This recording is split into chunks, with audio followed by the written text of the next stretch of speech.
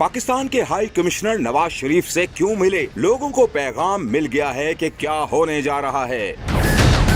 एक निजी टीवी के प्रोग्राम में गुफ्तगू करते हुए सीनियर सहाफी आमिर इलियास राना का कहना था कि पाकिस्तान का हाई कमिश्नर कभी भी किसी की तरफ खुद चलकर नहीं चला जाता और वो बगैर पूछे कहीं नहीं जा सकता। लिहाजा हाई कमिश्नर डॉक्टर फैसल की नवाज शरीफ से मुलाकात से एक पैगाम दिया गया है और लोगों को पैगाम समझ आ रहा है कि क्या होने जा रहा है और हाई कमिश्नर ऐसा पैगाम क्यों दे रहे हैं। डॉक्टर फैसल ने छुपकर मिलना होता तो वो नवाज शरीफ के ऑफिस में ना जाते बल्कि नवाज शरीफ के घर उनको मिलने जाते।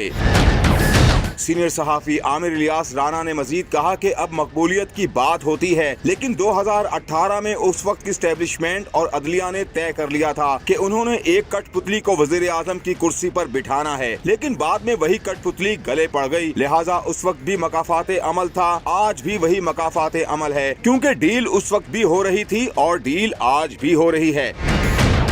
सीनियर सहाफी आमिर इलियास राना ने इंकशाफ किया कि नून लीग के सीनियर रहनुमा चौधरी निसार अली खान ने हमें कहा था कि हैरत की बात है, इमरान खान जैसा शख्स 6 महीने भी किसी के साथ नहीं चल सकता, 1 साल कैसे गुजार लिया। हालांकि ये बात वो चौधरी निसार कर रहे हैं जो इमरान खान के क्लास फेलो भी हैं और दोस्त भी हैं।